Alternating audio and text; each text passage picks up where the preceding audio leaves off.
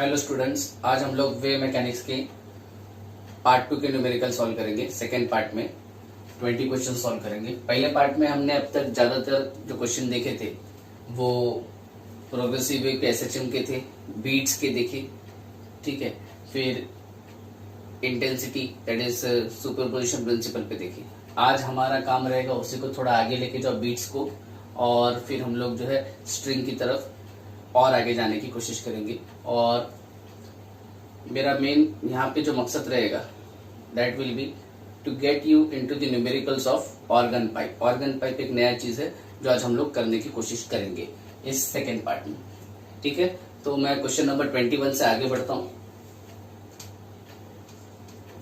देखो question number 21 ऊपर read करता हूं मैं, क्या है।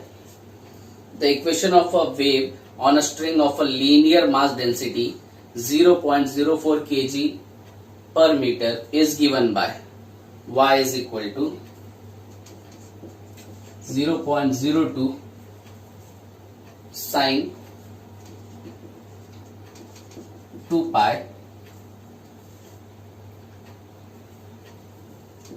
t by 0.04 s that is second minus x upon 0.5 m that is metre, और ये ब्रैकेट है पूरा एंगल का, ठीक है। ये दिया हुआ है ना। The tension in the string is, string में टेंशन कितना होगा ये पूछा है। ये AIEEE 2010 में पूछा था।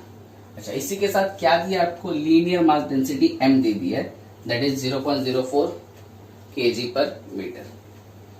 ये स्टैंडर्ड फॉर्म में दिया हुआ है। अच्छा, अपने को पता है, मैंने आपको बताया था एसएचएम के 3 फॉर्म होते हैं, उसमें से एक स्टैंडर्ड फॉर्म है, तो उसको मैं डायरेक्टली कंपेयर कर सकता हूं। Comparing above equation with standard equation of SHM. SHM का स्टैंडर्ड इक्वेशन क्या है, a sin 2 pi t by T minus x upon lambda. अगर मैं इसके साथ कंपेयर करता हूं तो यहां से क्या पता चल रहा है, a इज 0.02, ठीक है।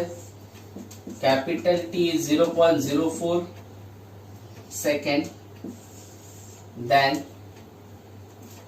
Lambda is 0.5 metre. ये पता चल गया मुझे, है ना। तो मुझे टेंशन निकालना है, तो सबसे पहले चीज मैं क्या करूंगा, वेलोसिटी निकालता हूं। v is equal to lambda by T होता है, अपने को पता है, तो it will be 0.5 divide by 0.04। तो क्या हो जाएगा बच्चा लोग, ये हो जाएगा मल्टीप्लाई डिवाइड बाय 100, तो ये हो जाएगा 5 का 50 हो जाएगा, ठीक है, divide by 4। 50 divide by 4 is 12.5 metre per second. ये वेलोसिटी हो गया। मुझे वेलोसिटी नहीं पूछा, लेकिन मुझे पता है वी नो जो वेलोसिटी होता है वो square root of t by m होता है, where t इज टेंशन, ठीक है। तो अगर मैं इसको स्क्वायर करूं, स्क्वायर ऑन बोथ साइड, तो क्या मुझे मिलेगा, v square is equal to tension upon छोटा m, where छोटा m is mass per unit length होता है बच्चा लोग, ठीक है। तो मुझे टेंशन चाहिए, तो मैं थोड़ा सा रीअरेंज करता हूं। तो tension will be v square into m। It will be v square is 12.5, उसका स्क्वायर करना है, और m that is mass per unit length which is given as 0.04, where m is mass per unit length. ये दिया है आपको 0.04 kg पर metre, it is given, ठीक है। तो अब इसको अगर हम लोग सॉल्व करते हैं तो 12.5 का अगर आप स्क्वायर करोगे तो 12.5 का स्क्वायर कितना आएगा बताओ। 12.5 का square 12 into 13 144, 144 plus 12 that is 166। तो ये आ जाएगा बच्चों लोग 166.25, ठीक है। सॉल्व करके देख लेना आप, इंटू 0.04। 0.04 का मतलब क्या है, अब इसको अगर मैं मल्टीप्लाई करूं 0.04 को, तो इसको ऐसे भी लिख सकता हूँ 166.25 इंटू 4 इंटू 10⁻²। तो we will multiply it with this value. तो मुझे क्या मिलता है देखो, टेंशन का वैल्यू क्या बनता है। टेंशन विल बी 4 से मल्टीप्लाई कर रहा हूं, 5 4 20 0, 2 इधर, 4 2 8 9 10 0, 1 इधर, 6 4 24 प्लस 1 25, 5 2 इधर, 6 4 24 प्लस 2 26, 6 2 इधर, 4 1 4 प्लस 2 6। ठीक है, ये टेंशन यहां से मिला मुझे, इंटू 10 क्या है -2। तो 10 का मतलब क्या होता है, 10 का मतलब सिंपल होता है कि 2 पॉइंट क्या होगा, शिफ्ट होगा। तो 2 पॉइंट शिफ्ट होगा तो ये क्या हो जाएगा, पहले ये 2 पॉइंट के बाद पॉइंट था, पहले ये ऐसा था, ठीक है, और 2 पॉइंट शिफ्ट हो जाएगा तो इट विल बी 6.65 न्यूटन। तो 6.65 न्यूटन तो दिया नहीं, लेकिन 6.25 न्यूटन तो है ना अप्रोक्सीमेटली, तो that will be our right option. ये कौन सा ऑप्शन है चेक करो, this is option number A. मैं फिर से समझाता हूँ, स्टैंडर्ड क्वेश्चन था, स्टैंडर्ड इक्वेशन से कंपेयर किया तो मेरे को ये वैल्यूज मिल गए। यहां से मैंने वेलोसिटी निकाला, क्यों निकाला वेलोसिटी, क्योंकि मुझे पता है वेलोसिटी जो होता है वो square root of tension upon mass per unit length होता है। इसको स्क्वायर किया, velocity square will be tension upon mass, तो tension will be v square into m। तो v स्क्वायर की वैल्यू दैट इज v की वैल्यू डाल दिया, m दिया था क्वेश्चन में, तो इसको जब स्क्वायर करते हैं तो इतना होता है इंटू 4। अब मैंने क्या किया, यहाँ पे थोड़ा सा इसको चेंज किया, इसको जब मल्टीप्लाई इसके साथ किया तो ये 665 आया इंटू 10⁻²। ठीक है, तो ऑलरेडी ये पॉइंट है यहाँ पे, क्योंकि 2 डिजिट के बाद पॉइंट था तो ये पॉइंट है। फिर -2 किया तो ऑलरेडी 2 पॉइंट और शिफ्ट हो गया, तो 6.25 अप्रोक्सीमेटली 6.65 अप्रोक्सीमेटली 6.25 आपका ऑप्शन बनता है, दैट इज ऑप्शन नंबर 8। तो ये क्वेश्चन नंबर 21 था जो AIEEE 2010 में पूछा था। ठीक है, next is question number 22।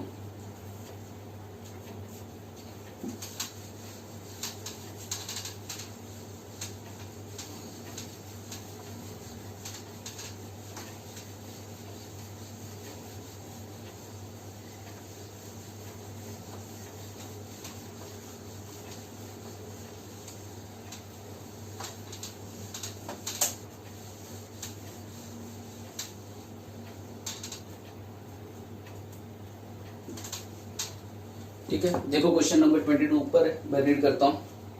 The equation of a sound wave is y is equal to 0.0015 sine bracket में 62.4 x plus 316 t। The wavelength of this wave is, simple question है 22 number.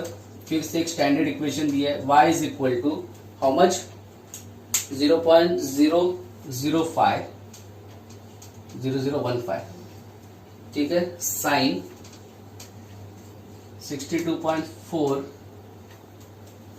x plus 314 t, ये question है। अब यहां पे आपको बोला गया है वेवलेंथ निकालो, to find wavelength that is lambda, ये क्वेश्चन है। ये कब पूछा गया आपको, ये एम्स में पूछा गया था 2002 में। तो फिर से मैं ऊपर वाले इक्वेशन को स्टैंडर्ड के साथ कंपेयर करूंगा, comparing above equation with standard equation. Now what is standard equation? Y is equal to a sin kx plus omega t, इसके साथ कंपेयर करेंगे तो a क्या बन गया 0.0015 a बन गया, सही है। What next, k मिलेगा यहां से, a के बाद what is k 62.4 and then omega मिलेगा, what is omega 314 radian per second. ये कंपैरिजन के साथ मिला।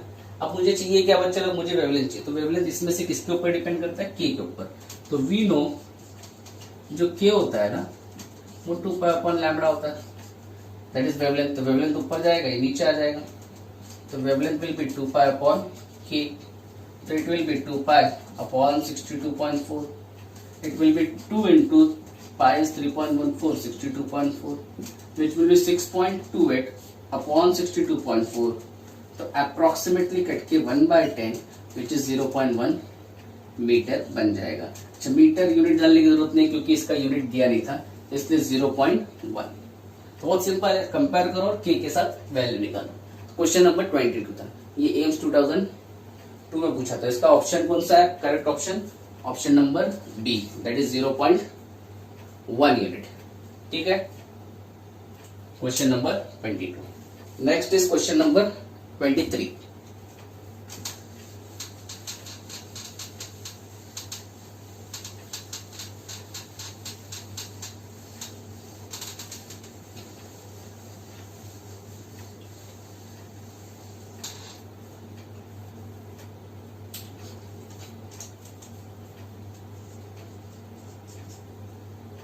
रीड करता हूं मैं question number 23। Two sound waves with wavelength 5 metre and 5.5 metre respectively each propagate in a gas with velocity 330 metre per second. We expect the following number of beats per second. कितने beats होंगे ये पूछा गया है। ठीक है, तो question number 23 को मैं थोड़ा सा खोल देता हूं। दो वेवलेंथ दिए, पहला वेवलेंथ जो है 5 मीटर है, दूसरा वेवलेंथ जो है 5.5 मीटर है। सही है, दो वेवलेंथ दिए। ठीक है, नेक्स्ट बोला गया है दोनों प्रोपोगेट कर रहे हैं सेम वेलोसिटी के साथ। v कितना है 330 मीटर पर सेकेंड। तो बीट्स कितना होगा, क्या फाइंड करना है आपको, बीट्स, दैट इज n। तो सबसे पहली चीज बच्चा लोग, बीट जो होता है डिफरेंस इन फ्रीक्वेंसी होता है, n1 माइनस n2 या तो n2 माइनस n1। मैंने बताया था जब लेंथ दिया रहता है तो लेंथ के ऊपर देखते हैं फ्रीक्वेंसी का इनवर्स रिलेशन होता है, कौन सा बड़ा उसके हिसाब से फ्रीक्वेंसी पता चलता है। सिमिलरली यहाँ पे अभी हम बात करेंगे ना, तो वेवलेंथ का भी relation v is equal to n lambda होता है, तो frequency is also inversely proportional to wavelength. अब यहाँ पे देखो लैम्बडा 2 बड़ा है, 5.5 बड़ा है ना, lambda 2 is greater than lambda 1। तो जिसका वेवलेंथ बड़ा उसका फ्रीक्वेंसी छोटा, तो कौन सा फ्रीक्वेंसी बड़ा हुआ, n1। तो बीट्स जो होंगे वो क्या आएंगे, n will be n1 minus n2। ठीक है, फिर also we know v is equal to n lambda, तो v तो कांस्टेंट है, तो n1 lambda 1 is equal to n2 lambda 2 होगा। इसको इक्वेशन 1 बोल दो। ठीक है, तो अब मैं क्या करूंगा, यहां से what will be n1 will be, अगर ये दो टर्म लू तो it will be v upon lambda 1 which is 330 divide by lambda 1 कितना है, लैम्बडा 1 जो है वो 5 है ना, तो कितना होगा ये अप्रोक्सीमेटली, यहां से सॉल्व कर सकते हैं या फिर ऐसे रहने दो। n2 will be v upon lambda 2, what is v 330, lambda 2 कितना है, लैम्बडा 2 फिर से जो है वो आपका 5.5 है। तो ये n क्या हो जाएगा, इक्वेशन 1 दिख रहा है ना, n is n1 minus n2, तो वैल्यू डाल दो 330 upon 5 minus 330 upon 5.5। Can I take 330 common, तो ये हो जाएगा 1/5 माइनस 1 अपॉन 1.5।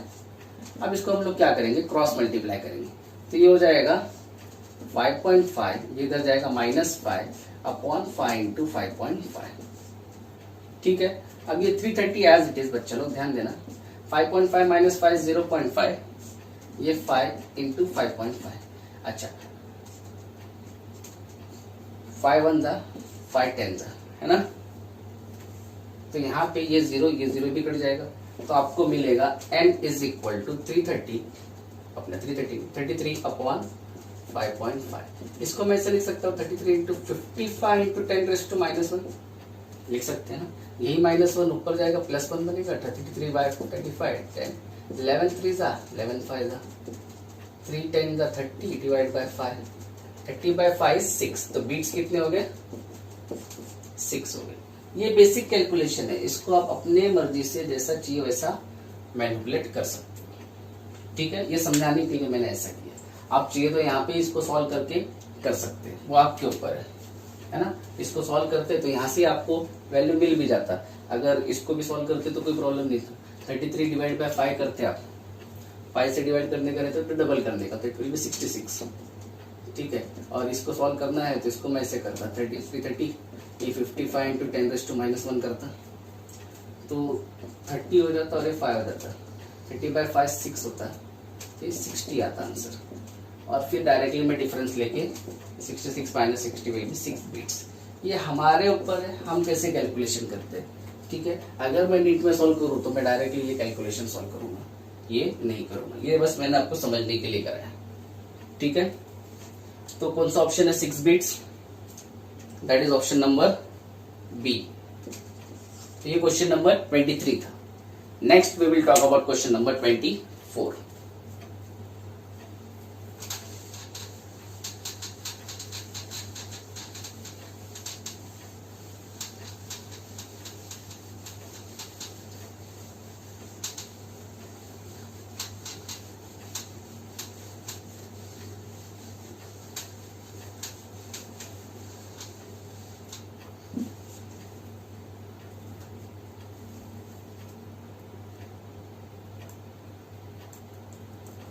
देखो क्वेश्चन नंबर 24 सामने है, मैं रीड करता हूं।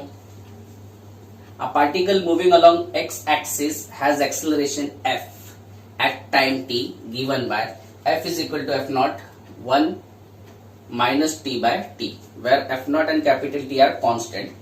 The particle at t is equal to 0 has zero velocity in the time interval between t is equal to 0 and the instant when f is equal to 0 the particle velocity is।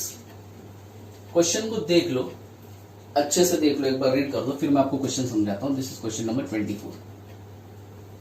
बच्चे लोग, इस question में है ना, आपको बोला गया है एक्स एक्सिस पे एक्सेलरेशन का फंक्शन दिया है। Acceleration f is equal to F naught 1 minus T by T, जिसमें एफ नॉट और कैपिटल टी क्या है, कांस्टेंट, ये दिया गया। ठीक है। Also at t is equal to 0, जैसे ये t 0 हो जाएगा तो 0 बाय एनीथिंग इज 0, तो ये क्या हो जाएगा, f हो जाएगा। f will be equal to f। ठीक है। जैसे ही t कैपिटल T हो जाएगा तो t बाई टी 1 हो जाएगा, 1 माइनस 1 0 हो जाएगा, तो f क्या हो जाएगा, 0 हो जाएगा। तो t इज इक्वल टू 0 से t is equal to t में f जो है एफ नॉट से 0 की तरफ वैरी हो रहा है। तो ये तो मैंने क्या किया, लिमिट निकाल ली। नाउ एक्सेलरेशन कैसे दिया जाता है, एक्सेलरेशन जो होता है वो होता है rate of change of velocity, that is dv by dt। सही है। तो इसका मतलब क्या, dv by dt is f, और f क्या है, f naught into 1 minus T by T है।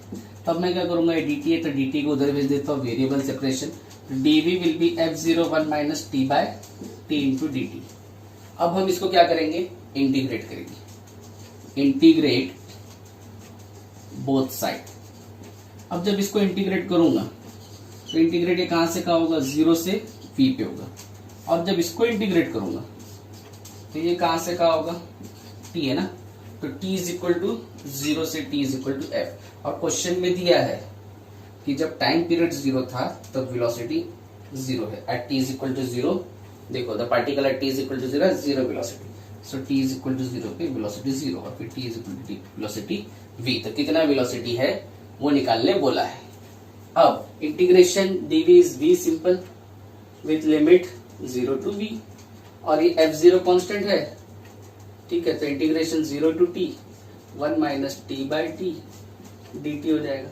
ये क्या आएगा, upper limit minus lower limit, f0 as it is. अब यहाँ पे ध्यान देना, 1 dt, इसका इंटीग्रेशन क्या होगा, t, ये 1 upon t as it is, ये t का इंटीग्रेशन t स्क्वायर बाय 2, और ये capital T as it is. तो इसका इंटीग्रेशन t होगा, ये t स्क्वायर बाय 2 होगा, ये t एज इट इज, इसका लिमिट 0 टू, तो ये v हो जाएगा, ये f नॉट। अब अपर limit minus lower limit, upper limit है t minus T square by 2t, lower डालूंगा तो 0 हो जाएगा, मतलब नहीं है। अब ये t कट जाएगा, तो it will B f not t minus T by 2, एक पूरा t में से आधा t गया, तो कितना बचेगा, आधा बचेगा, t बाई 2। तो this is nothing but half into f naught into T. तो ये जो हो गया, किसका इक्वेशन हो गया, वेलोसिटी का, जो आपको पूछा गया था। देख लो क्वेश्चन में फिर से एक बार समझाता हूँ। एक्सेलरेशन का फंक्शन दिया है, मैंने सबसे पहले टाइम इंस्टेंट निकाल दिया ताकि मैं लिमिट निकाल सकूं। ठीक है। t इज इक्वल टू, जब 0 डालता हूँ इस इक्वेशन में, व्हेन t इज 0 तो f will become f naught. जब t is equal to t हो जाएगा, कैपिटल T, तो t बाई टी कट के 1 माइनस 1 0, तो ये पूरा टर्म 0, तो इसलिए 0 हो जाएगा। तो लिमिट निकालिए। फिर मुझे पता है एक्सेलरेशन क्या होता है, rate of change of velocity होता है dv बाई dt, तो f is equal to dv by dt। लेकिन f दिया क्या है, f ये है ना, तो dv by dt will be f which is nothing but this.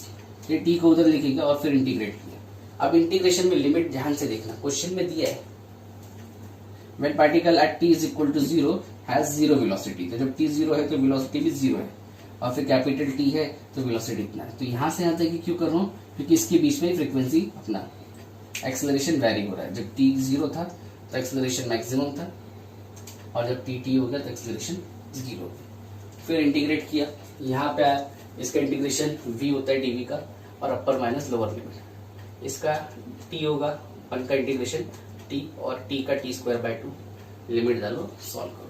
तो चेक करो ये कौन सा ऑप्शन है, half FOT, that is option number D. तो ये है question number 24। Next is question number 25।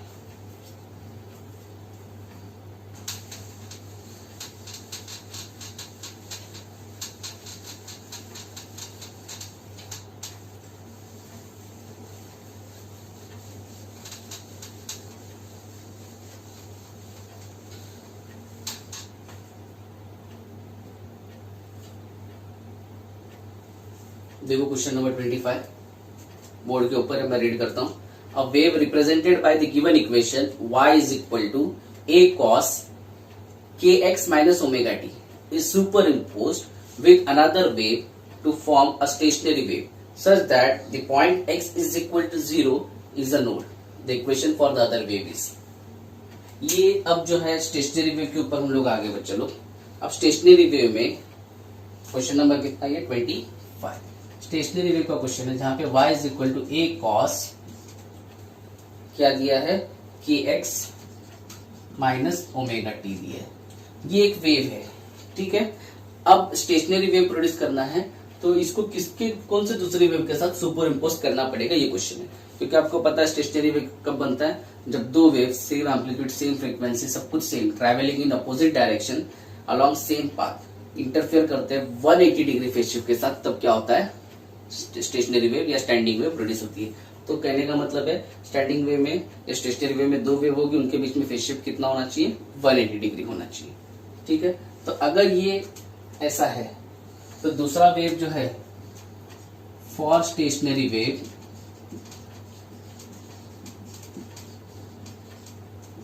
There should be 180 degree और pi radian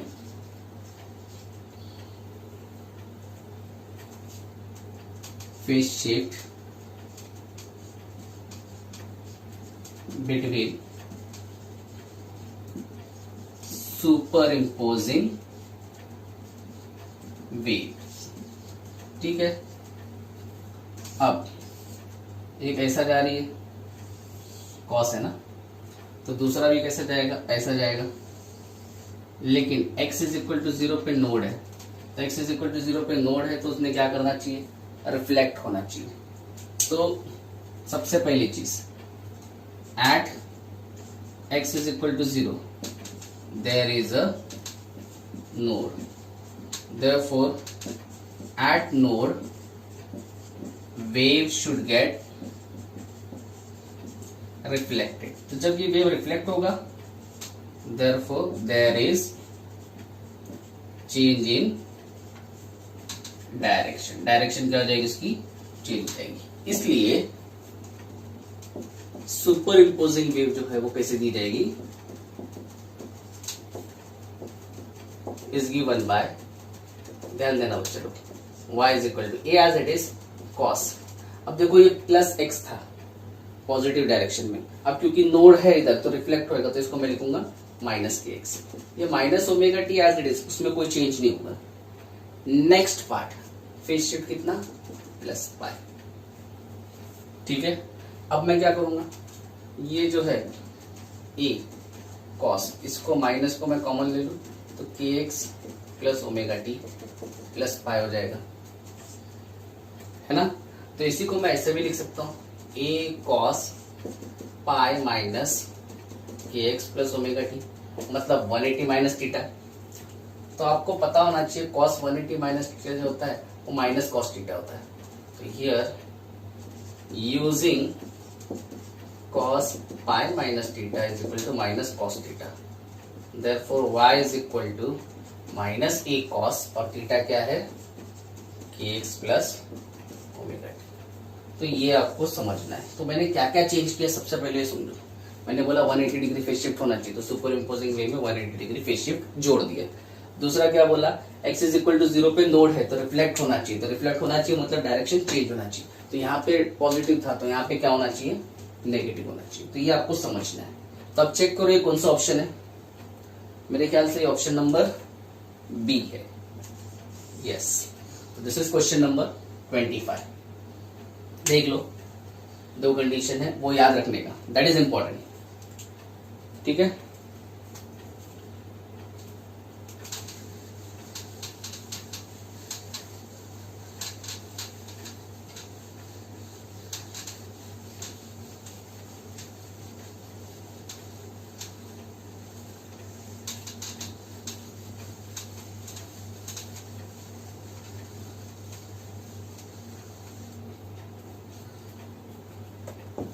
next is question number 26।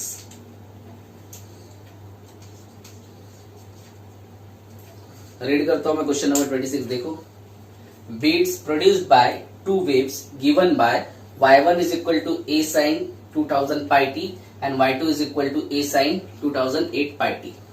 The number of beats produced, that is the number of beats hertz per second is. Beat पूछा है, दो wave दिए हुए, तो बहुत simple question है। इस हम लोग पहले भी देख चुके हैं शायद। y1 is equal to a sine 2000 pi t, ठीक है। और दूसरा दिया है y2 is equal to a sine 2008 pi t. तो हम लोग कंपेयर करेंगे, comparing above equation with y1 is equal to a sin 2 pi f1 t। तो जब कंपेयर करते हैं तो क्या पता चल रहा है, 2 pi f1 जो है वो 2000 पाई को इक्वल है, तो पाई पाई कट जाएगा, तो 2f विल बी 2000 और f will B 2000 divide by 2 which is 1000 hertz. तो ये f1 का काम हो गया, सही है। सिमिलरली हम इधर भी कंपेयर कराएंगे, तो कंपेयरिंग अबव इक्वेशन विथ, अब यहां पे इक्वेशन क्या बनेगा, y2 is equal to a sine 2 pi, f1 के बदले में बोलूंगा f2t। तो अब देखो बच्चा लोग क्या हो रहा है, 2 पाई f2 किसको इक्वल है, 2008 पाई को, तो पाई पाई कट जाएगा, 2f2 will be 2008, f2 will be 2008 divided by 2, f2 will be 1104 hertz. What is beat? Beat is nothing but difference in frequency. Beat, that is n, is nothing but mod of f1 minus f2, difference in frequency. So it is 1000 minus 1004, so it is 4. So which option it is? Check करो आप लोग कौन सा option है, 4 वाला, हाँ option number C. तो बहुत सिंपल क्वेश्चन था ये, ठीक है। ये क्वेश्चन जो है ये आपको सीबीएसई केएमटी 2005 में पूछा गया था, ठीक है, दैट इज 26।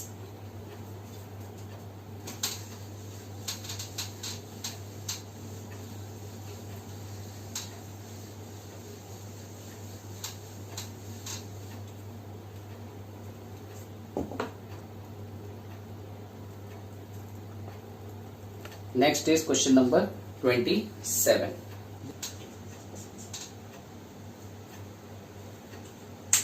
मैं रीड करता हूं, length of a string tied to two rigid support is 40 centimetre, maximum length that is wavelength in centimetre of a stationary wave produce on it is.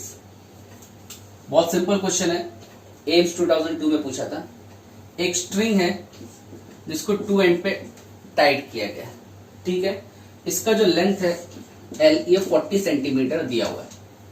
अब इस पे maximum length that is wavelength कितना होगा ताकि ये stationery wave produce कर सके। Stationery wave produce करने के लिए फंडामेंटल फ्रीक्वेंसी की जरूरत होती है, एक लूप की जरूरत होती है, नोड नोड, और distance between two successive node is lambda by 2। तो L should be equal to lambda by 2। तो यहां से लैम्बडा क्या होगा 2 टाइम्स एल, 2 टाइम्स 40, तो lambda come out to be 80 centimetre. तो ये जो है question number 27, very simple.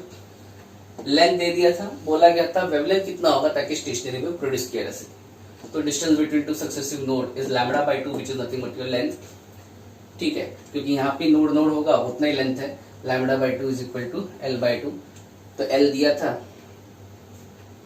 40 centimetre, तो lambda will be 2l 80 centimetre. तो कौन सा ऑप्शन है, देखो ये option number B. This was question number 27। देखो 27 सामने ऊपर है, रीड करता हूं मैं। The tension in a piano wire is 10 Newton. What should be the tension in the wire to produce a note double of its frequency? एक piano की wire है, उसमें टेंशन कितना है 10 न्यूटन है। ठीक है, अब मान लो उसकी फ्रीक्वेंसी n है, तो कितना टेंशन होना चाहिए कि फ्रीक्वेंसी डबल हो जाए, ऐसा क्वेश्चन है। तो क्वेश्चन नंबर 28, टेंशन T1 कितना है 10 न्यूटन है ना, 10 न्यूटन। तो लेट्स से उस वक्त उसकी फ्रीक्वेंसी कितनी स्ट्रिंग की n। अब बोला है फ्रीक्वेंसी क्या करनी है, डबल करनी है, तो टेंशन कितना होगा ये पूछा है। तो बहुत सिंपल है, लॉ ऑफ टेंशन पता है वाइब्रेटिंग स्ट्रिंग का, fundamental frequency directly proportional to square root of tension. तो जब डायरेक्टली प्रोपोर्शनल होता है तो क्या आता है relation, n1 upon n2 is equal to square root of t1 upon t2।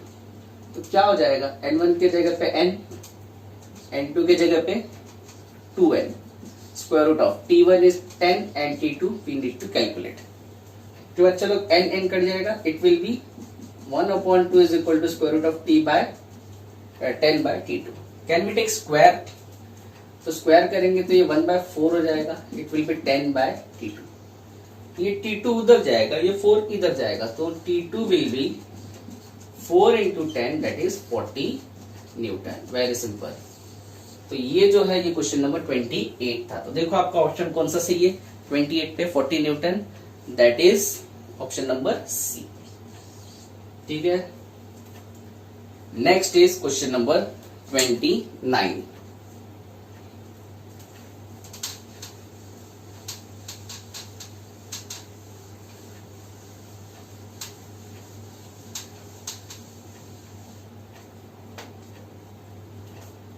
देखो क्वेश्चन नंबर 29 मैं रीड करता हूं।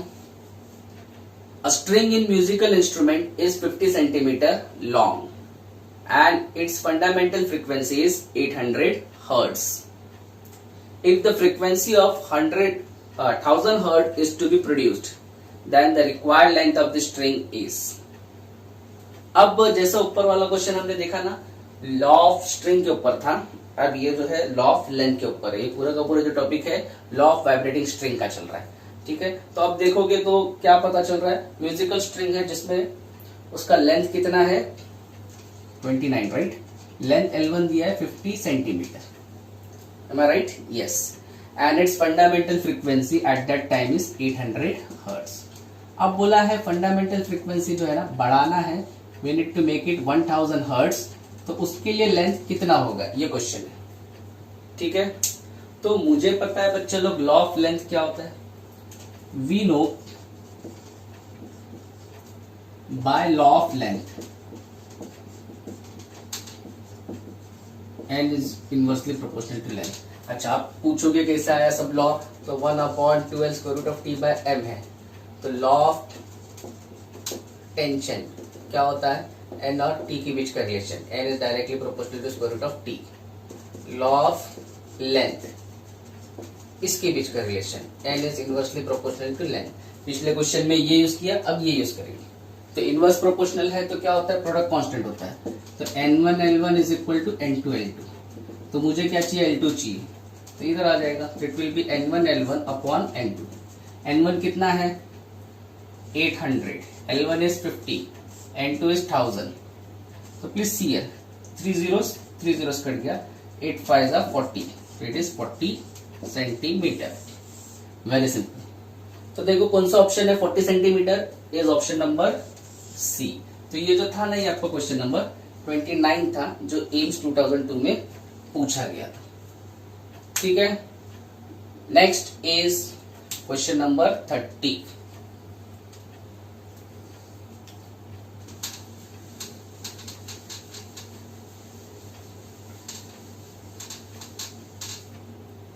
ये लॉ ऑफ लेंथ याद रखने पड़ेंगे, law of length, law of tension, सब वाइब्रेटिंग स्ट्रिंग के ऊपर है। तो देखो नेक्स्ट क्वेश्चन नंबर 30 ऊपर है, मैं रीड करता हूं आप लोगों के लिए। Two identical piano wires have fundamental frequencies of 600 cycles per second when kept under the same tension. What fractional increase in the tension of one wire will lead to the occurrence of 6 beats per second when both vibrates simultaneously? Question देख लो, आप read कर लो, फिर मैं आपको समझाता हूं। This is question number 30। देख लिया, समझाता हूं। दो क्या है आपके पास, दो आइडेंटिकल पियानो वायर्स है जिनका फंडामेंटल फ्रीक्वेंसी सेम है। ठीक है, 600 साइकिल पर सेकंड, मतलब दोनों का फंडामेंटल फ्रीक्वेंसी 600 हर्ट्ज है और दोनों का टेंशन भी क्या है, सेम है।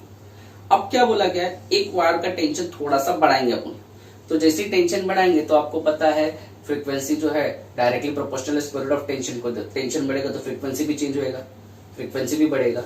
तो अब जो पहले दोनों फ्रीक्वेंसी सेम थी 600 हर्ट्ज, एक का टेंशन बढ़ा है तो इसकी फ्रीक्वेंसी भी बढ़ेगी।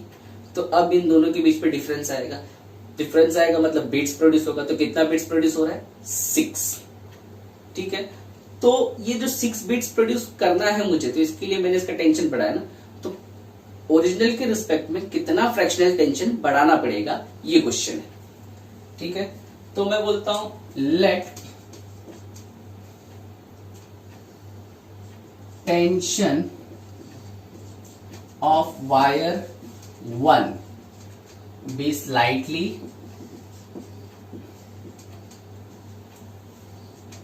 increase।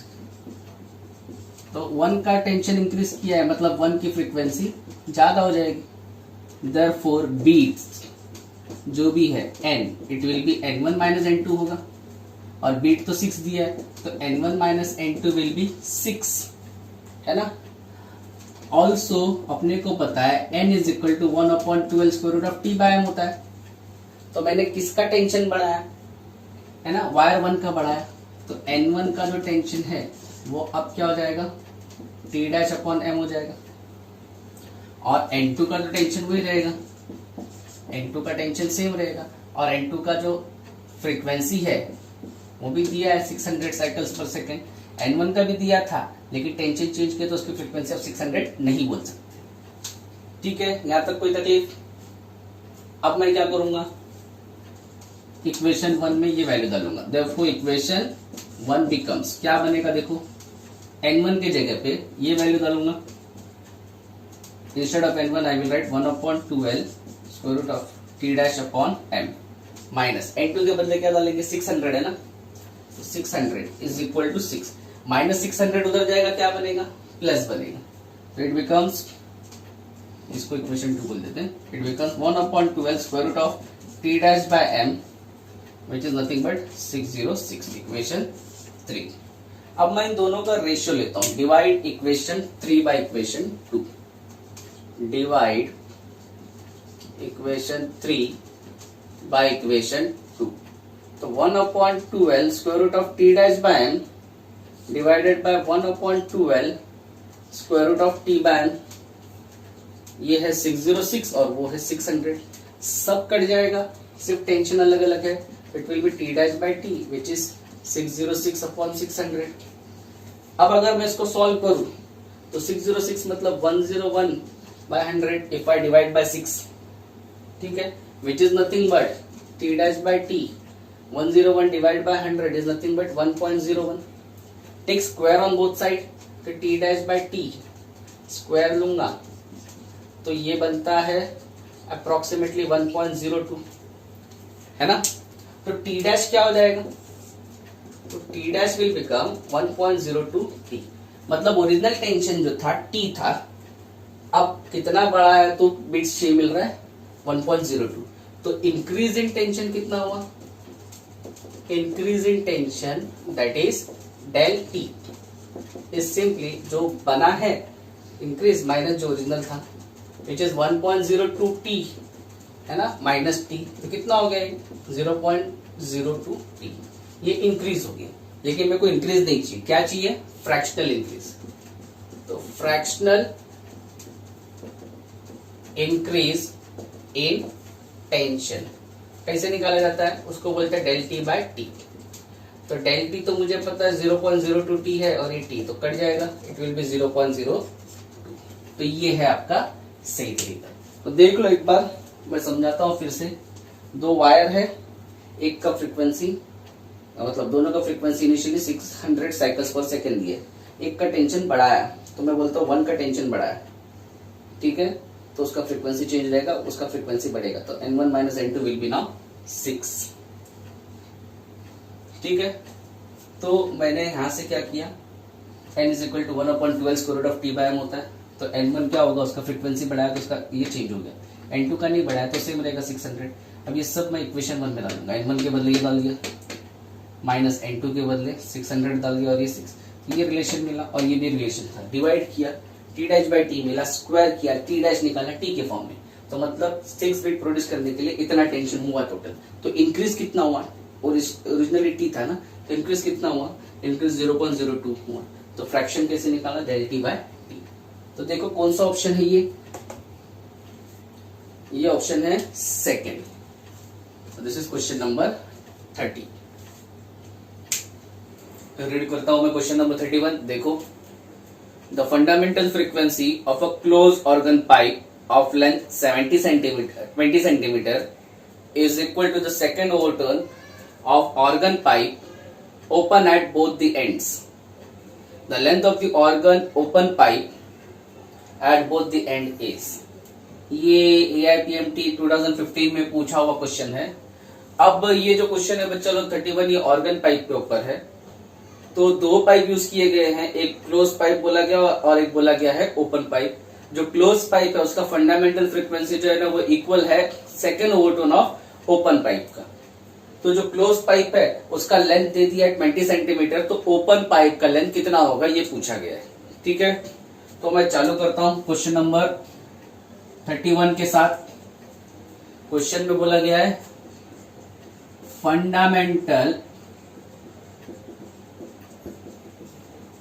Frequency of pipe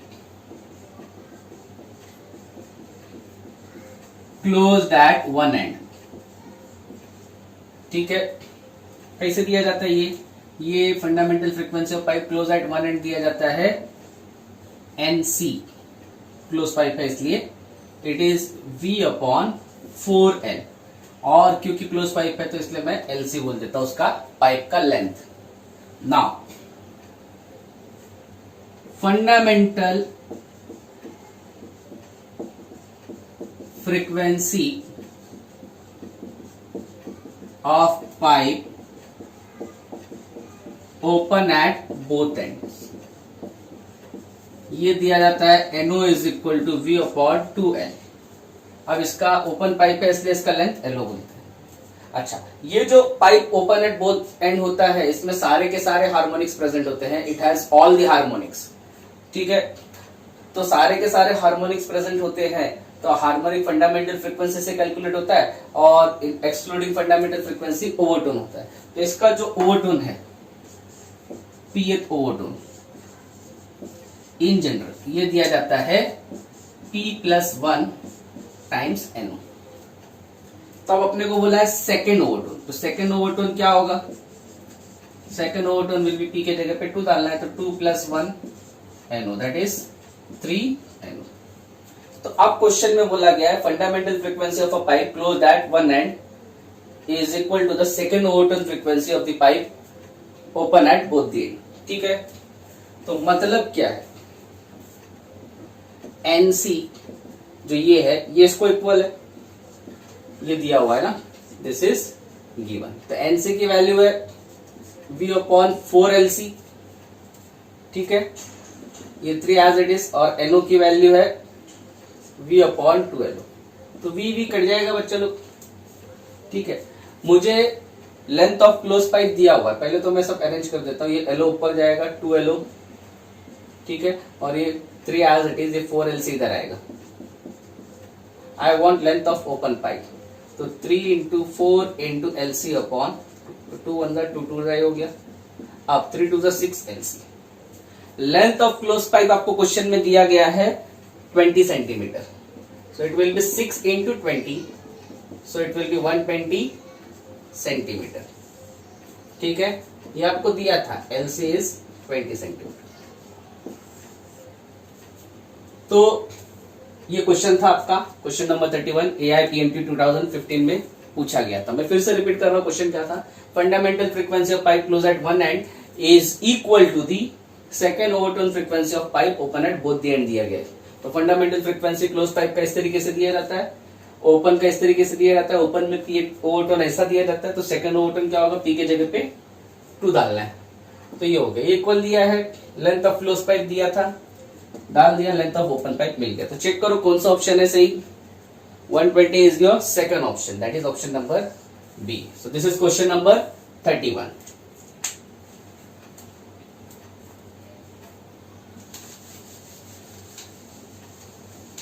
next is 32।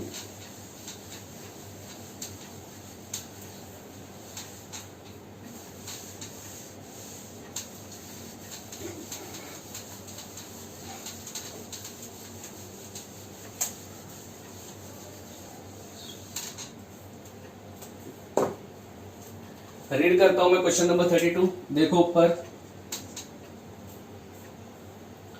a pipe of length 85 centimeter is closed from one end.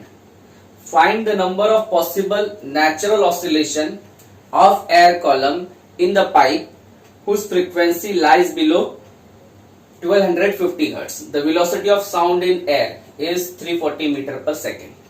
देखो क्वेश्चन ऊपर है, रीड कर लो। ये क्वेश्चन JEE मेन 2014 में पूछा गया। सबसे पहले चीज तो organ pipe close at one end बोला है, उसका लेंथ दिया हुआ है, L दिया हुआ है। यहां मैं पहले लिख देता हूं, pipe closed at one and की बात हो रही है, ठीक है, जिसमें लेंथ दिया है आपको 85 सेंटीमीटर। फिर बोला गया है कि इसमें कितने पॉसिबल नेचुरल ऑसिलेशन होंगे, ठीक है, जिसकी फ्रीक्वेंसी 1250 हर्ट्ज के नीचे होगी, और velocity of sound in air दिया है 340 मीटर पर सेकेंड, ये दिए। तो सबसे पहली चीज तो कितने number of possible natural oscillation होंगे, इसका मतलब यह है कि कितने हार्मोनिक्स प्रेजेंट होंगी, ये निकालना है, ठीक है। तो सबसे पहले हम लोग क्या करेंगे, इसकी नेचुरल फ्रीक्वेंसी की बात करेंगे, फंडामेंटल फ्रीक्वेंसी। फंडामेंटल फ्रीक्वेंसी, ठीक है, एन, ये कैसे दिया जाता है? Pipe close at one end के लिए ये दिया जाता है V अपॉन 4L। तो ये कितना हो जाएगा? एन विल बी, V कितना है? 340, 4 टाइम्स 85, ठीक है। तो अगर इसको सॉल्व करते हैं तो ये 340 एज इट इज, 85 इंटू 4 करोगे तो ये कितना आएगा? अच्छा, ये 85 सेंटीमीटर था, तो 0.85 मीटर हो जाएगा। So it will B 0.85। 0.85 को अगर 4 से मल्टीप्लाई करते हो तो you will get 3.4, that is nothing but 340 divide by 3.4। अब 340 को अगर 3.4 से डिवाइड करोगे तो कितना हो जाएगा बच्चों लोग? ये it comes out to be 100 hertz. तो ये तो फंडामेंटल फ्रीक्वेंसी हो गया, सही है। अब कितने पॉसिबल नेचुरल ऑसिलेशन होंगे ये निकालना है। तो ये कौन सा पाइप है? Pipe close at one end है। For pipe closed at one end, PF overtones जो है वो दिया जाता है 2p + 1 × n, ठीक है, ये n हो गया। लेकिन आपको बोला गया ये पूरे सक्सेसिवली कंप्लीट होने चाहिए, पॉसिबल होने चाहिए। फॉर पॉसिबल ऑसिलेशन, ये जो 2p प्लस 1 इंटू एन है, it should be less than और इक्वल टू 1250 हर्ट्ज, जो ये दिया हुआ है। तो अब हम लोग वही करेंगे, 2p plus 1 n should be less than और इक्वल टू 1250। अब ये n जो है उधर जाएगा तो डिवाइड होगा, और n की वैल्यू मुझे पता है कितना है, n is 100। So I will से 2p plus 1 should be less than और इक्वल टू 12.5, है ना। अब 2p 12.5, ये प्लस 1 उधर जाएगा माइनस होगा, so 2p should be less than 11.5 और p should be less than और equal to 11.5 divide by 2 should be equal to less than और इक्वल टू 5.75। ठीक है, इससे कम होना चाहिए नेचुरल पॉसिबल ऑसिलेशन। तो अगर आप ऑप्शन देखते हो अभी, तो इससे कम नेचुरल पॉसिबल ऑसिलेशन या ये किसके क्लोज है, it is nearly close to 6। तो I will say that number of possible oscillation is approximately 6। तो ये 6 कौन सा ऑप्शन है बच्चा लोग, 6 इज ये ऑप्शन नंबर सी। देख लो सही से, फिर से समझाता हूं। लेंथ दिया था, वेलोसिटी दिया था 75 सेंटीमीटर दिया था, 85 सेंटीमीटर, तो मीटर में कन्वर्ट किया। Fundamental frequency pipe close at 1 end v/4l होता है, वैल्यूज डाला, 100 हर्ट्ज मिला। पियर्स overtone pipe close at 1 end के लिए 2p minus 1,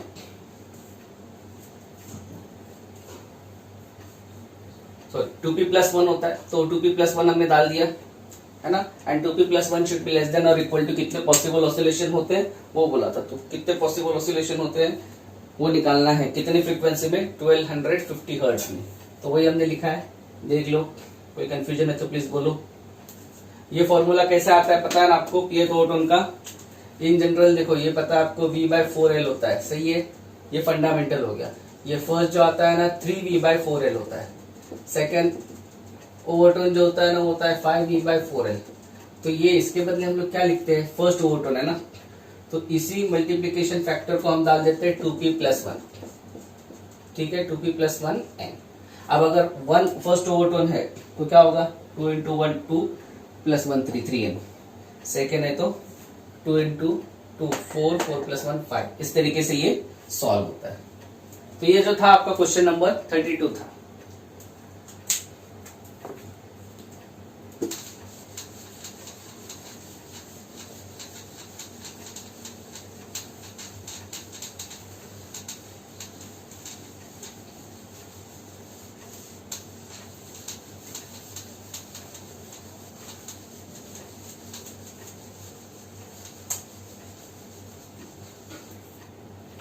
next is question number 33।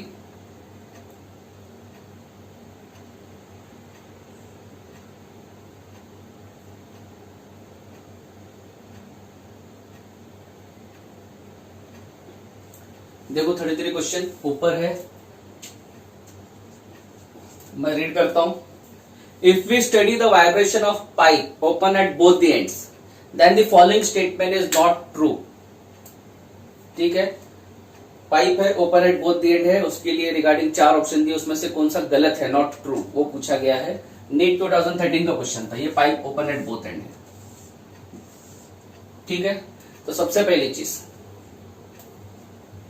Pressure change will be maximum eight both and, ये फर्स्ट ऑप्शन है। Second, open and will be antinode. Third, odd harmonics of the fundamental frequencies will be generated. Fourth, all the harmonic of fundamental frequency will be generated. तो देखो बच्चा लोग, सबसे पहली चीज तो pipe open at both the and ये हो गया। यहाँ पे दोनों एंड पे एंटी नोड होता है। ठीक है, तो ओपन एंड पे हमेशा एंटी नोड होता है, तो सेकंड ऑप्शन जो है वो राइट है। Third, pipe open at both the and के लिए जनरल फ्रीक्वेंसी का फॉर्मूला v/2l होता है, और इसमें हर हार्मोनिक प्रेजेंट होते हैं, मतलब n1 2n है तो n2 will be 3n। N3 will be 4n, N4 will be 5n and so on. So all harmonics are present. तो जब ऑल हार्मोनिक प्रेजेंट बोलते हैं हम लोग तो उसमें इवन भी आते हैं और ऑड भी आते हैं. अब बहुत सारे बच्चे ऑप्शन नंबर सी को देख के कंफ्यूज होते हैं. सी में लिखा है odd harmonic of fundamental frequencies will be generated. हाँ, ऑड हार्मोनिक जनरेट होते हैं, ऐसा तो नहीं बोला है ना कि only odd harmonics of fundamental frequencies are generated. अगर बोलते only odd harmonics of fundamental frequency will be generated then ये ऑप्शन गलत होता है. लेकिन यहाँ पे ओनली वर्ड यूज नहीं किया है, तो ऑड तो जनरेट होते ही है, इवन भी जनरेट होते हैं. तो तीसरा भी सही है कि ऑड हार्मोनिक फ्रीक्वेंसी जनरेटेड, और चौथा भी सही है all fundamental frequencies are generated. ठीक है, और सेकेंड ऑप्शन भी सही है. दोनों पे क्या होता है, एंटी नोड होता है. तो गलत ऑप्शन जो है pressure changes will be maximum at the open and या बोथ दी एंड्स, ये जो बोला है ये गलत है. तो यहां पे pressure change will not be maximum at both ends. ठीक है, देयरफॉर करेक्ट ऑप्शन जो है ना वो क्या है आपका, ए है. क्योंकि ए में बोला है pressure change will be maximum eight both and, ऐसा बोला है, लेकिन एक्चुअल में होता नहीं. तो सारे के सारे हार्मोनिक प्रेजेंट होते हैं, ऑड हार्मोनिक भी प्रेजेंट होते हैं, और ओपन एंड हमेशा एंटी नोड होते हैं. तो ये क्वेश्चन में गलत ऑप्शन ए है. ये नीट 2013 में पूछा था, थ्योरेटिकल क्वेश्चन है. ठीक है, दिस इज 33.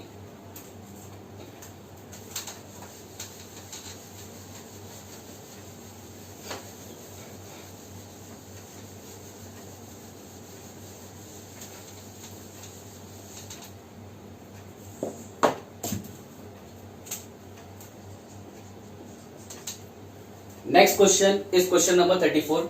ऊपर देखो, मैं रीड करता हूं. Tube A has both and open while tube B has one end closed, otherwise they are identical. The ratio of fundamental frequency of tube A and B is. Question बहुत simple है, ए triple में पूछा था. दो tube है ए और B. ए जो tube है ओपन है दोनों एंड पे, बी जो ट्यूब है एक एंड पे क्लोज है.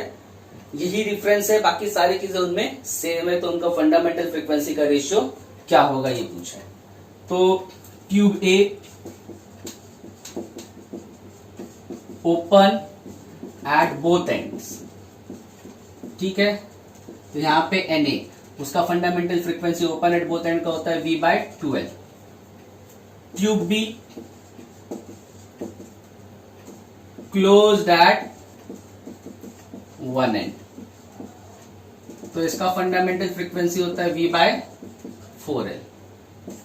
अब बोला गया है ट्यूब ऑल रिस्पेक्ट में आइडेंटिकल है, तो इनका फंडामेंटल फ्रीक्वेंसी का रेशियो क्या है. तो Na upon Nb, V/12 V/4L. B cut जाएगा, L कट जाएगा. डिनोमिनेटर का डिनोमिनेटर है तो आंसर रिवर्स फॉर्म में होगा. तो Na upon Nb will be 4/2 which is 2:1. तो देखो 2:1 कौन सा ऑप्शन है, it is option number C. ठीक है, अगर ये नहीं समझ में आ रहा है तो अब इसको चाहिए तो ऐसा भी कर सकते थे. V/12 उल्टा कर दूंगा तो 4L/V कट जाएगा 4/2 दैट इज 2:1. तो बहुत सिंपल क्वेश्चन था. Tube A open at both end बोला, tube B close at one end बोला. दोनों का फंडामेंटल फ्रीक्वेंसी क्या है, रेशियो क्या है वो पूछा गया आपको. बाकी सारे रिस्पेक्ट में ट्यूब जो है वो आइडेंटिकल थे. तो this is option number C. ये क्वेश्चन नंबर 34.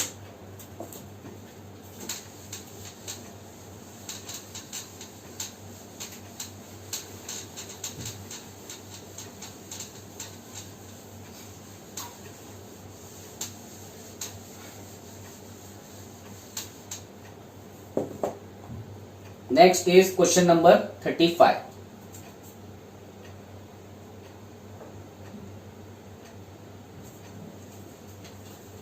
देखो ऊपर, मैं रीड करता हूं. An air column, a pipe open at both end has fundamental frequency F in air. The pipe is dipped vertically in water so that half of it is in water. The fundamental frequency of the air column is now. तो सबसे पहले बोला गया कि एक pipe है जो दोनों एंड पे ओपन है, जिसका फंडामेंटल फ्रीक्वेंसी क्या है, एफ है एयर के अंदर। फिर उसी पाइप को वर्टिकली डिप कर दिया वाटर में और आधा वो अंदर चला जा चुका है, तो अब उसका फंडामेंटल फ्रीक्वेंसी क्या होगा, ये क्वेश्चन। तो ये AI-EEE 2002 में भी पूछा और JEE मेन 2016 में भी पूछा है। This is question number 35। देखो बच्चा लोग, सबसे पहले पाइप था, ओपन था। जब ये ओपन था, ठीक है, तो इसका लेंथ L था, इसका fundamental frequency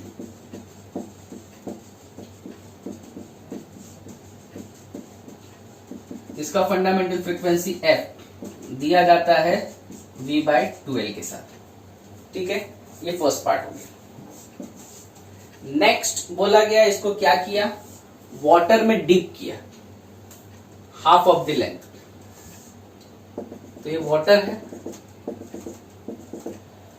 this is water. Half of the length जब डिप करते हैं वाटर में, तो वाटर सरफेस पे ये क्लोज एंड की तरह बिहेव करता है। तो अब यहाँ पे नोड होगा, यहाँ पे एंटी नोड होगा, तो ये बिहेव करेगा अभी pipe closed at one and की तरह, और इसका जो लेंथ हो जाएगा हाफ पानी में चला गया L/2 और यहाँ पे L/2, ठीक है। तो अब इसका जो फंडामेंटल फ्रीक्वेंसी होता है, fundamental frequency of pipe close at one and, let's say F', तो F' विल बी V/4L होता है, ठीक है। अब यहाँ पे V/4, L के जगह पे L तो L/2 है, तो L/2 हो जाएगा, तो ये कट के 2 बनेगा, तो it will be ultimately V/2L। तो जितना ये था उतना ही ये भी है, इसलिए F' जो है वो F को इक्वल होगा। पहले केस में pipe open at both end था, fundamental frequency F, length L थी। दूसरे केस में पाइप को वाटर में डिप किया हाफ ऑफ द लेंथ। जब वाटर में डिप किया तो फिर वो बिहेव करेगा क्लोज एट वन एंड। तो क्लोज एट वन एंड का फॉर्मूला V/4L होता है, लेकिन हाफ डिप किया तो उसकी लेंथ बची सिर्फ हाफ, इसलिए F' विल बी F। तो ये कौन सा ऑप्शन है, चेक करो 35 में। This is option number C. तो ये question number 35।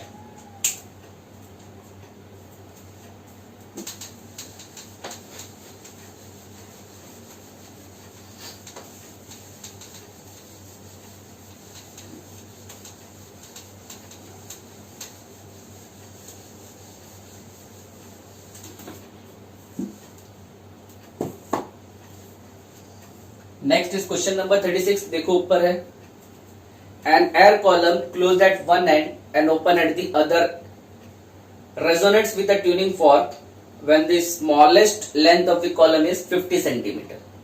The next largest length of the column resonating with the same tuning fork is.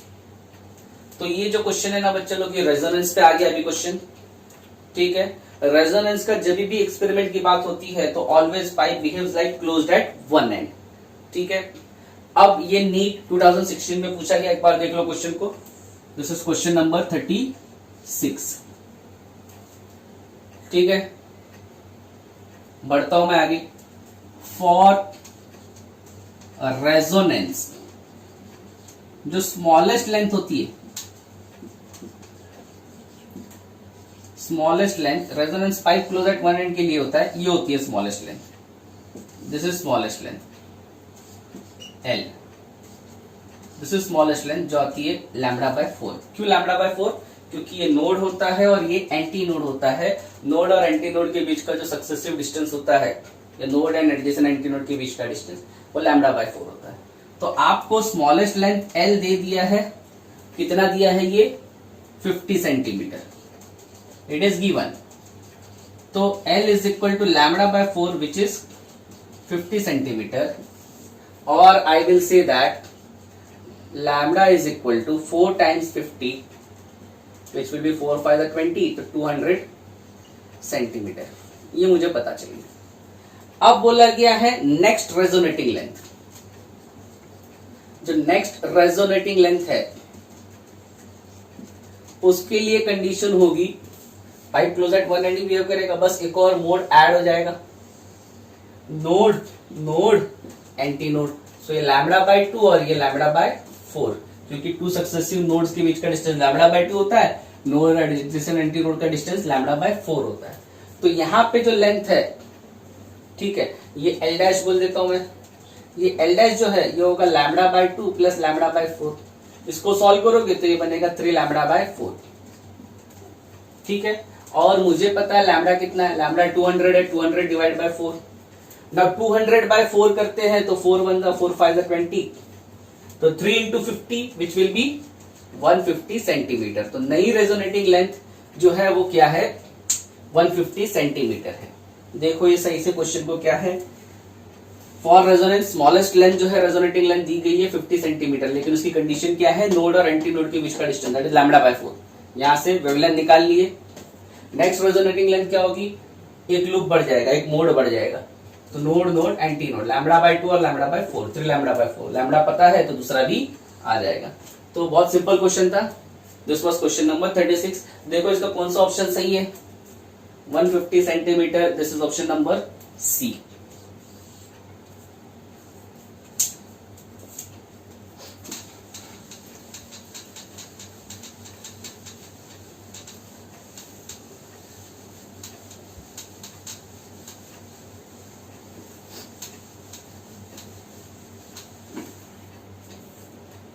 Next is question number 37।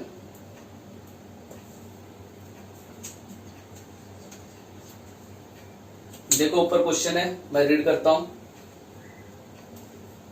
While measuring the speed of this sound by performing a resonance column experiment, a student gets first resonance condition at a column length of 18 centimeter during winter. Repeating the same experiment during summer, she measures the column length to be x centimeter from this second resonance. Then x क्या होगा? ये AIEEE 2008 का question है। फिर से जो अभी अपने इसके पहले वाला क्वेश्चन देखा था, ये भी रेजोनेंस का था, ये भी अभी जो दिया ये भी रेजोनेंस है। बस यहाँ पे सिर्फ दो अलग कंडीशन आ गई है बच्चे लोग। एक ये हो गया है कि समर का एक मेजर किया था और दूसरा जो है वो विंटर का है। मतलब पहला केस जो है विंटर का था, जहां पे फर्स्ट रेजोनेटिंग लेंथ जो थी वो 18 सेंटीमीटर थी, और फिर समर में मेजर किया। समर में she tried to calculate second resonance length that is x. तो एक्स क्या होना चाहिए, तो मैं लिखता हूं ड्यूरिंग विंटर। सबसे पहला first phase, first resonating length,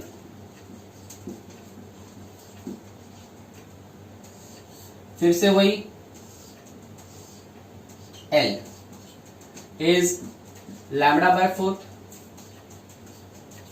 जो कि दिया है कितना 18 सेंटीमीटर। यहां से क्या मिलेगा, लैम्डा मिलेगा 18 इंटू 4, तो ये कितना हो जाएगा बच्चा लोग, इट विल बी 72 सेंटीमीटर। अब ड्यूरिंग समर की बात हो रही है।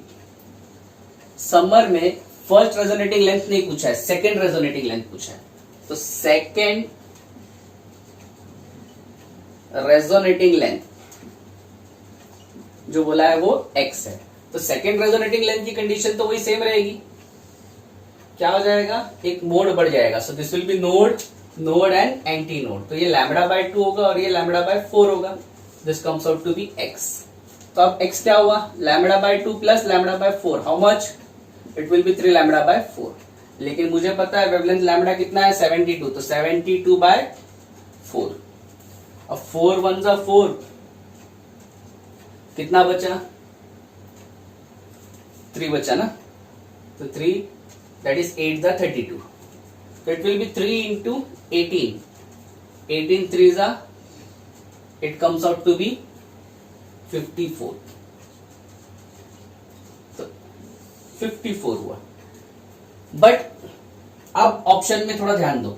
नॉर्मली अगर हम लोग ये विंटर को हटा दे, समर को हटा दे, तो ये कंडीशन होना चाहिए, पहला लेंथ जो है उसके हिसाब से 18 दिया था, तो 72 सेंटीमीटर अपना वेवलेंथ 72 सेंटीमीटर मिला, दूसरा रेजोनेटिंग लेंथ 54 सेंटीमीटर मिला, considering there is no season.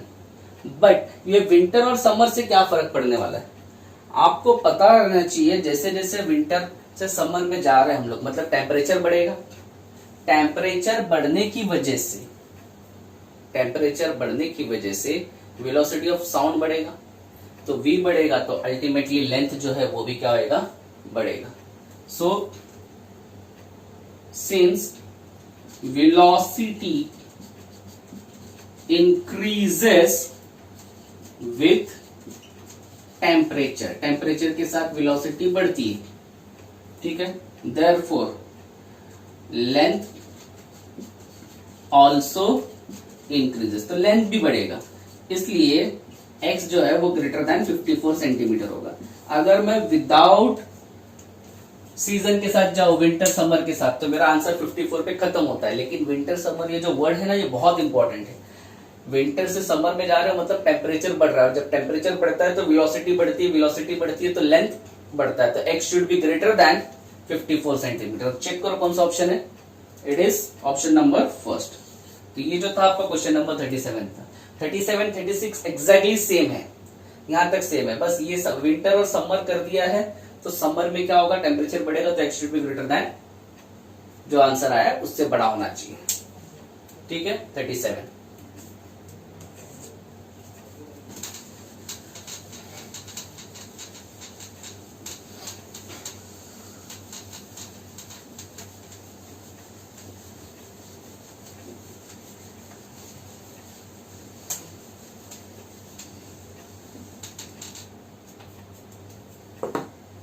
Next is question number 38। देखो ऊपर स्क्रीन पे मैं रीड करता हूं। The second overtone of an organ pipe has same frequency as the first overtone of a closed pipe L metre long, the length of the open pipe will be. Okay, तो देखो बच्चा लोग, यहाँ पे फिर से दो फ्रीक्वेंसी इक्वल की बात की है। एक बार क्वेश्चन देख लो ऊपर, मैं फिर से रिपीट करता हूं। The second overtone of an open organ pipe has same frequency as the first overtone of a closed pipe L metre long, then the length of the open pipe will be. ये NEET 2016 में पूछा गया है। सबसे पहले किसकी बात हो रही है, ओपन पाइप की। Question number 38 for open pipe fundamental frequency कैसे दिया जाता है, n is equal to v by 2l, ठीक है।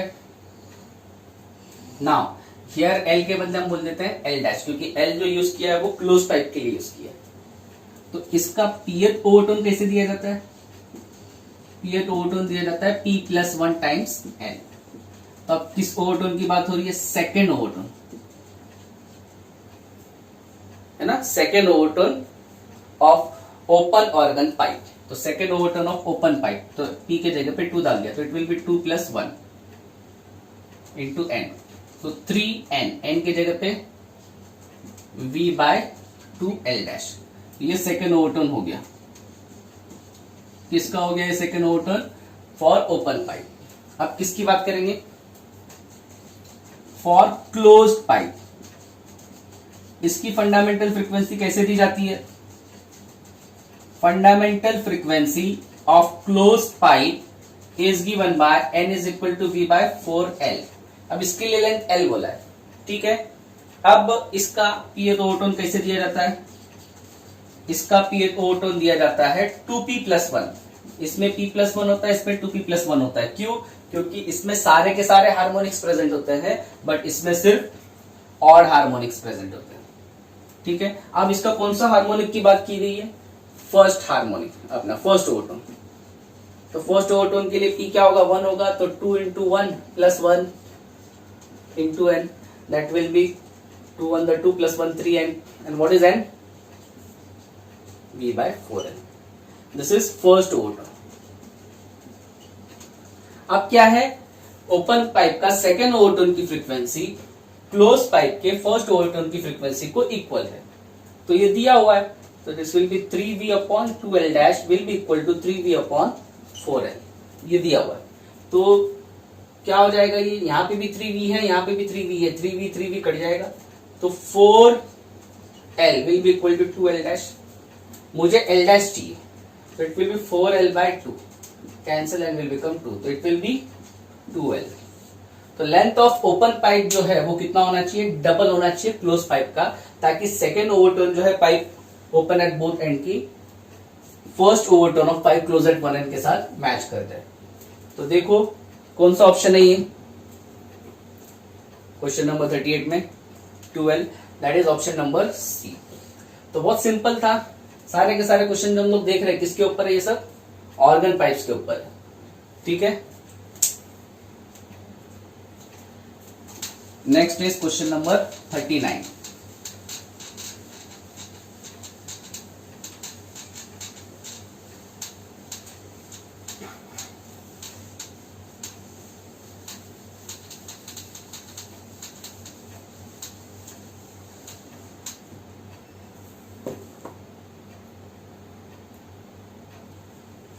रीड करता हूं मैं क्वेश्चन नंबर 39। देखो, the two nearest harmonics of tube closed at one end and open at other end is 220 Hz and 260 Hz. What is the fundamental frequency of the system? Question number 39 NEET 2017 में पूछा गया है। बोला गया है कि एक ट्यूब है, ठीक है, जो क्लोज एट वन एंड है, ओपन एट अदर एंड, मतलब pipe close at one and की बात हो रही है। इसमें दो नियरेस्ट हार्मोनिक फ्रीक्वेंसी दिया है 220 हर्ट्ज एंड 260 हर्ट्ज। ठीक है, तो what is the fundamental frequency of the system, क्या होगा ये पूछा है। तो सबसे पहली चीज क्या बोला है, pipe closed at one end बोला है। तो इसके लिए फंडामेंटल फ्रीक्वेंसी एन जो होता है वो होता है V/4L। सही है। अब क्या बोला है, इसके two nearest harmonics, so two nearest harmonics are, एक है 220 हर्ट्ज और एक है 260 हर्ट्ज। अब इसके बारे में कुछ लेंथ वगैरह कुछ दिया नहीं, ऐसे फंडामेंटल फ्रीक्वेंसी कितना होगा ये बोला है। तो कंसीडरिंग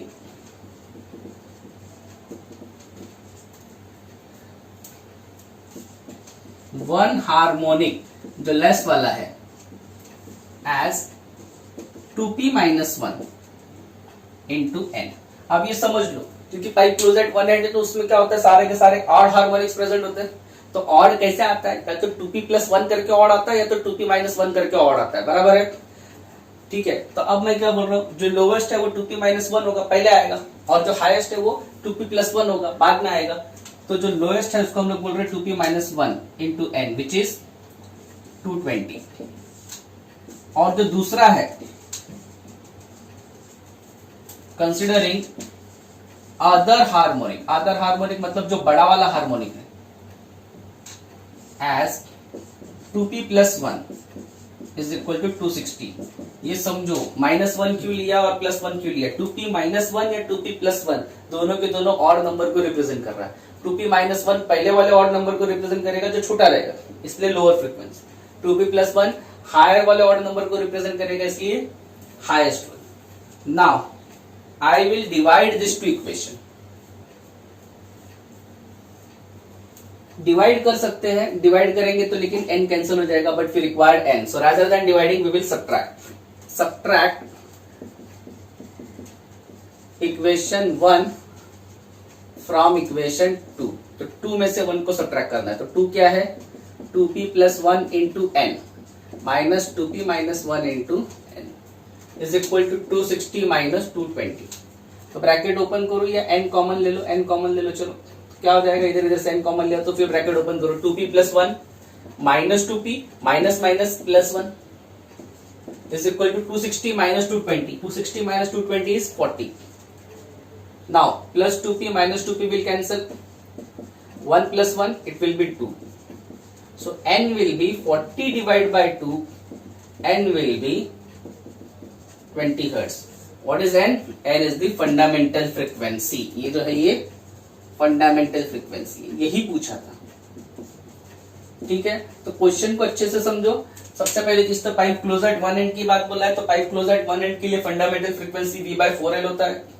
दो हार्मोनिक्स दिया है 220 hertz 260 hertz for pipe close at one end only odd harmonics are present so odd can be represented as 2p - 1 और 2p + 1 तो जो लोवेस्ट है उसको 2p - 1 बोलेंगे और जो हाईएस्ट है उसको 2p + 1 फिर दोनों इक्वेशन को हमने सब्ट्रैक्ट किया और n निकाल लिया तो चेक करो ये 39 का 20 हर्ट्ज किस ऑप्शन के साथ मैच करता है it is option number B ठीक है this is question number 39 NEET 2017 में पूछा था